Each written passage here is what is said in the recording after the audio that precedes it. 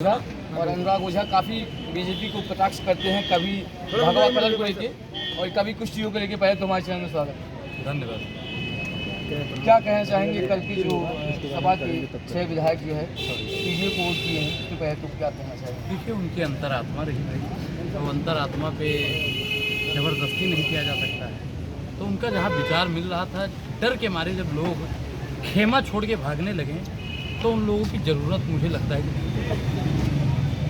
डर के मारे मतलब कि इस तरीके से डर का इशारा है। एक चीज़ बताइए कि अनुराग ओझा बोल रहे हैं, अनुराग ओझा अगर डर जाए तो अनुराग ओझा को बीजेपी ज्वाइन कर लेना चाहिए, समझिए आप।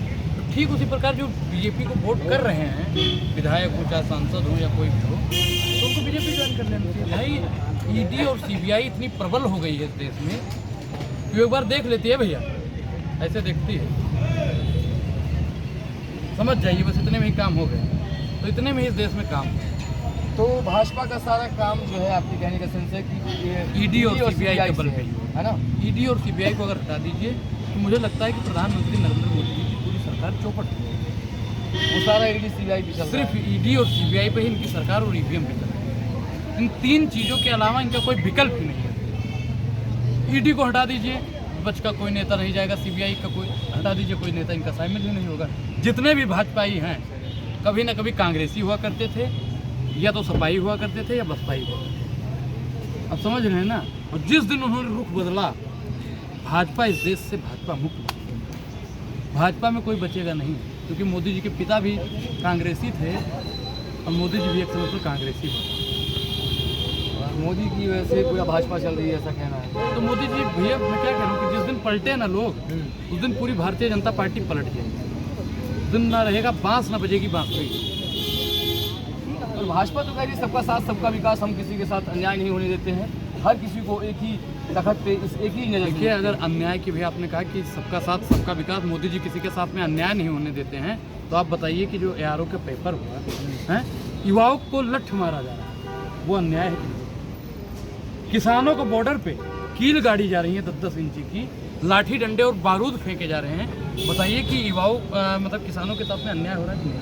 सुनिए भाई, महिलाओं के साथ में आए दिन अपराध हो रहा है, आए दिन उनका शोषण किया जा रहा है। बताइए कि न्याय हो रहा है उनके साथ? न्याय यात्रा राहुल गांधी, न्याय यात्रा को सपोर्ट अखिलेश यादव जी कर रहे हैं।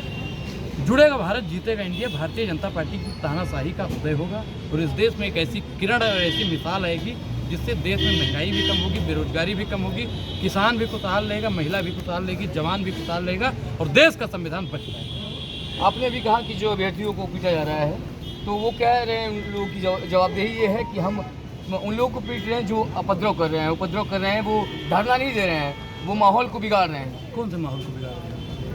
हम अपने हक अधिकार की बात कर दें, वोट दिया था, लाइन में घुस घुस के सबसे आगे हम ही जाके वोट देंगे, तब वो उपद्रव नहीं था भैया, और तेज से मारेंगे घाम, वो उपद्रव नहीं था। लेकिन आज अपने हक अधिकार की युवा बात कर रहा है तो उपद्रव कर रहा है। जनाक्रोश कह रहे हैं कि जनाक्रोश। भाई मैं एक चीज़ बता दूं आपको कि युवाओं के साथ में बहुत बड़ा अन्याय हो रहा है, और इस देश का 18 से 25 साल का युवा ये बात नहीं समझा तो कोई समझने वाला नहीं है, ना कोई समझाने वाला है। इस देश में युवाओं के साथ में खिलवाड़ किया जा रहा है, उनके भविष्य से फुटबॉल की तरह खेला जा रहा है, और इस देश का युवा तब भी जानने वाला है, तब भी जागने को तैयार नहीं है।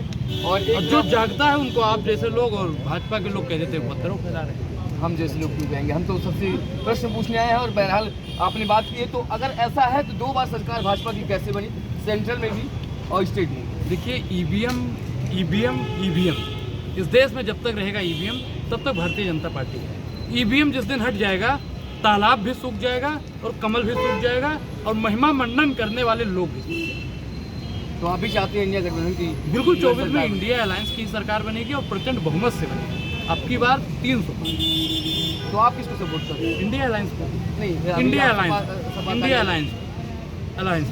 इंडिया अलायंस में जो लोग हैं, वो चाहे अखिलेश यादव जी हो, राहुल गांधी जी हो, तेजस्वी जी हो, या आप हैं, दादा हैं, भैया हैं, सब लोगों को, क्योंकि उन लोगों का मेन उद्देश्य है रोजगार, मेन उद्देश्य है शिक्षा, मेन उद्देश्य है महंगाई, मेन उद्देश्य है किसानों की मदद, महिला सुरक्षित।